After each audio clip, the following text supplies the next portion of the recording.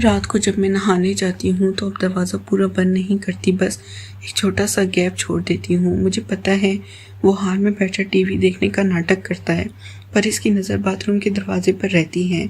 मैं अंदर साबुन लगाते वक्त ज़ोर ज़ोर से गुनगुनाती हूँ ताकि इसे पता चले मैं अंदर हूँ। कभी कभी जानबूझकर लाइट जलती छोड़ देती हूँ ताकि साया दीवार पर पड़े।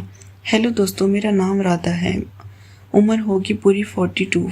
पर जब गांव से शहर आई थी ना, तब भी लोग पीछे पड़ जाते थे, अब भी पड़ते हैं। लोग कहते हैं राधा भाभी तो आज भी 32 से ज़्यादा नहीं लगती। मैं हंस देती हूँ, पर अंदर से मज़ा आता है। कमर अभी 47-49 की है। सारे का पल्लू मेरे हाथ से ज़्यादा खुद ही फिसलता रहता है और चलती हूँ तो लोग कहते हैं अरे भाभी की चादर में तो कुछ और ही बात है। मैं बस मुस्कुरा के टाल देती हूँ। मेरे साथ रहता मेरा देवर का नाम है विकी। उम्र 29 की, लंबा चौड़ा, जिम जाता है। रोज कंधे ऐसे कि 2 हाथों से भी नहीं नापे जा सकते। आवाज़ इतनी भारी कि जब भाभी बोलते हैं ना तो दिल में कुछ हलचल सी हो जाती है। मैंने कभी सोचा भी नहीं था कि अपने देवर को इस नज़र से देखूंगी, पर पिछले 9-10 महीने जो कुछ घर में चल रहा था वो कोई सपने में भी नहीं सोच सकता था। हम दोनों अकेले रहते हैं। मेरे पति यानी विकी के बड़े भाई 3 साल पहले गुजर गए थे एक्सीडेंट में। सब ने विधवा हो गई थी, ससुर भी नहीं रहे। बस मैं और विकी एक ही मकान में 2 कमरे, एक किचन, एक ही छत। शुरू में तो सब नॉर्मल था। मैं, भाभी और देवर। धीरे धीरे पता नहीं कब बातें बदलने लगी। सुबह उठती तो विकी बिना बनियान के बालकनी में खड़ा सिगरेट पी रहा होता। पेट पर पसीना चमकता, मसल्स ऐसे उभरे रहते जैसे भी फट जाएंगे। चाय ले जाती हूँ तो वो मुड़ता, आंखें मेरी साड़ी के पल्लू पर टिक जाती हैं। पहले तो मैं छिप जाती थी, अब जानबूझकर पल्लू थोड़ा और ढीला छोड़ देती हूँ। वो हंसते और बोलते हैं भाभी तुम दिन ब दिन और खतरनाक होती जा रही हो। मैं हंस के कहती हूँ अरे देवर जी, तुम भी तो दिन ब दिन और भारी होते जा रहे हो, कुछ तो रहम करो हम विधवाओं पर। वो पास आता है, चाय का कप लेते वक्त मेरी उंगलियां छू जाते हैं। जानबूझ के मेरी सांस रुक सी जाती है। रात को जब मैं नहाने जाती हूँ तो अब दरवाज़ा पूरा बंद नहीं करती, बस एक छोटा सा गैप छोड़ देती हूँ। मुझे पता है वो हाल में बैठा टीवी देखने का नाटक करता है, पर इसकी नज़र बाथरूम के दरवाजे पर रहती है। मैं अंदर धन साबुन लगाते वक्त जोर जोर से गुनगुनाती हूँ ताकि इसे पता चले मैं अंदर हूँ। कभी कभी जानबूझकर लाइट जलती छोड़ देती हूँ ताकि साया दीवार पर पड़े। एक दिन तो हद ही हो गई। मैं नहा के निकली, सिर्फ पेटीकोट में बाल गीले। विकी सोफे पर लेटा था। मैंने इसकी वाइट शर्ट उठाई जो सोफे पर पड़ी थी और पहन ली। बटन नहीं डाले, बस 2 बटन नीचे से बंद किए।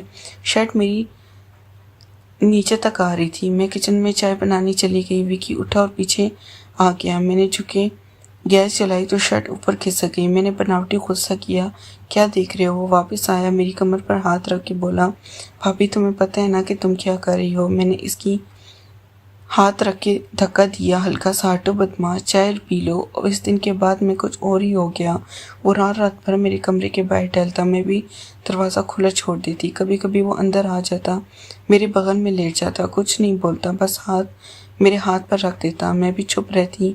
हम दोनों जानते थे कि अगर एक शब्द बोला तो सब खत्म हो जाएगा या शुरू हो जाएगा। फिर एक रात, वो रात मैं कभी नहीं भूल सकती। मैं लेटी थी, लाइट बंद थी, सिर्फ बाहर स्ट्रीट लाइट का उजाला आ रहा था। विकी धीरे से आया, मेरे बगल में लेट गया। इसने मेरे कंधे पर हाथ रखा। मैंने कुछ नहीं कहा। इसका हाथ धीरे धीरे मेरी गर्दन पर आया, फिर गाल पर। मेरी सांस तेज हो गई। इसने मेरे कान में फुसफुसाया, भाभी मैंने तुम्हें कभी भाभी की नज़र से नहीं देखा, मुझे सिर्फ तुम चाहिए।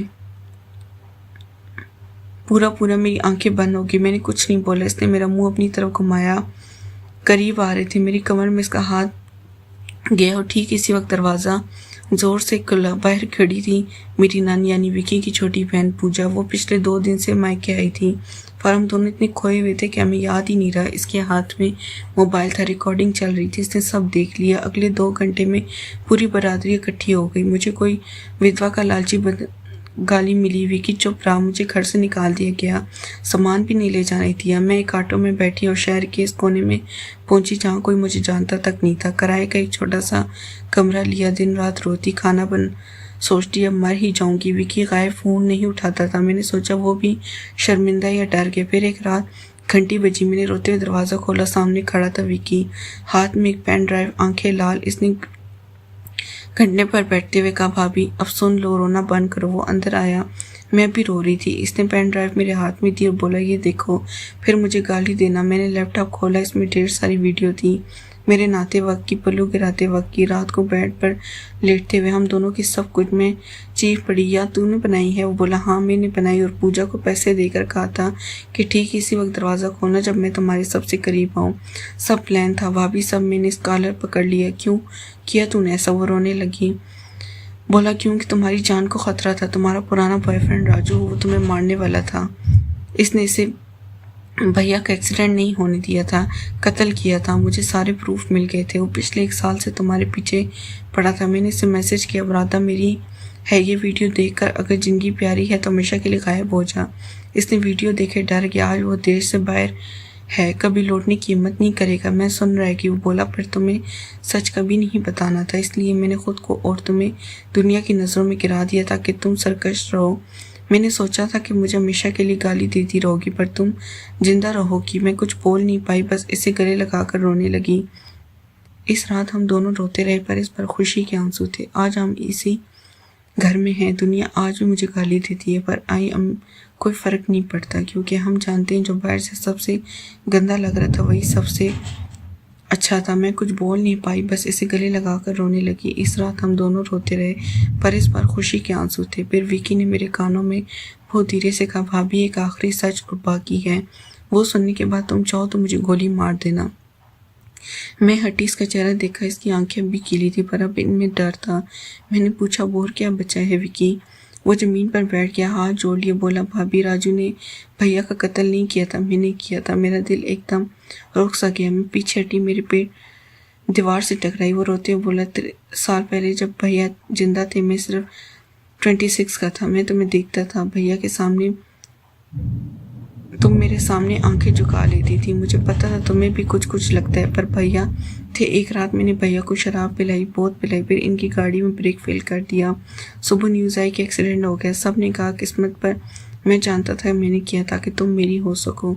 मैं चीखी नहीं, बस खामोश होगी। वाकई बोला, राजू को मैंने फंसाया था, इसका तुमसे पुराना अफेयर था ना, मैंने इसी को इस्तेमाल किया, प्रूफ बनाई, धमकी दी, सब मेरे प्लान का हिस्सा था। पिछले 9 महीने जो फ्लर्टिंग, जो वीडियो, जो पूजा का आना, सब मैंने इसीलिए किया ताकि तुम मेरे साथ रहने को मजबूर हो जाओ। तुम्हें कभी कोई ख़तरा नहीं था भाभी। खैर आकर मैंने तुम्हें अपने लिए आज़ाद करवाया, पहले भैया को मारकर, फिर दुनिया से बदनाम करके। मैंने इसकी आंखों में देखा, अब इनमें पागलपन था। मैंने धीरे से पूछा, तब वो खड़ा हुआ, मेरे करीब आया, बोला, अब तुम मेरी हो। पूरी तरह दुनिया भी मान चुकी है कि तुम मेरे साथ हो। अब पीछे मुड़ने की कोई राह नहीं। मैंने मुस्कुरा दी। पहली बार इस रात मैंने सच में मुस्कुराया। फिर मैंने अपना फ़ोन निकाला जो पिछले 3 मिनट से रिकॉर्डिंग पर था। इसकी सारी कबूलियत, इसकी सारी सच्चाई सब रिकॉर्ड हो चुकी थी। मैंने फ़ोन इसकी तरफ बढ़ाया, बोली, विकी तुम भूल गए मैं विधवा हूँ, पर मर्क नहीं। जब तुमने पेन ड्राइव दी ना, इसी वक्त मुझे शक हो गया, इसलिए मैंने पुलिस थाने में पहले ही कॉल कर दी थी। बाहर गाड़ी खड़ी है, इंस्पेक्टर अंदर आने ही वाला है, दरवाज़ा खोल। 2 पुलिस वाले अंदर आए। विकी के हाथ में कड़ी लगी। मैंने इसकी आंखों में देखा और आखिरी बार बोली, तूने मुझे आज़ाद, मैंने तुझे सजा दिलाने के लिए खुद को बदनाम होने दिया। अब सच में मैं आज़ाद हूँ। वो कुछ बोलता इससे पहले पुलिस इसे लेगी। आज मैं अकेली हूँ, पर सच में अकेली दुनिया आज भी मुझे गाली देती है, पर अब मुझे कोई फ़र्क नहीं पड़ता, क्योंकि अब मेरे पास एक सच है जो मैंने खुद लिखा। बोलो दोस्तों, कौन जीता? तो सुनो दोस्तों, जो मैंने आज तुम्हें अपनी ज़बानी सुनाया, ये सिर्फ एक कहानी नहीं थी, ये मेरी ज़िंदगी का वो काला सफ़ेद सच था जो मैंने पहली बार किसी के सामने रखा। मैं चुप नहीं रहूँगी। अब हर हफ्ते ऐसी एक सच्ची सी लगने वाली कहानी जो दिल को हिला दे, दिमाग को चकरा दे और अंत में सच का वो तमाशा मारेगी, तुम रात भर सो न सको, वो मैं तुम तक पहुँचाती रहूँगी। नाम रखा है मैंने अपनी इन कहानियों का गीता की गुप्त कहानियाँ। अगर तुम्हें आज का झटका पसंद है, अगर तुम भी चाहते हो कि हर बार मैं तुम्हारे लिए ऐसी तूफान लाऊं, तो अभी नीचे लाल वाला सब्सक्राइब बटन दबा दो, घंटी को ऑल पर कर दो, इस वीडियो को लाइक और शेयर कर दो अपनी हर इस दोस्त के साथ जिससे लगता है कि वो सच झेल सकता है, क्योंकि अगली कहानी इससे भी ज़्यादा ख़तरनाक होने वाली है। मिलते हैं अगले हफ्ते, तब तक अपना ख्याल रखना। और हाँ, रात को अकेले में दरवाज़ा जरा ठीक से बंद करके सोना। कभी कभी जो सबसे करीब लगता है वो सबसे ख़तरनाक होता है। जय गीता की गुप्त कहानियाँ, सच का दूसरा नाम।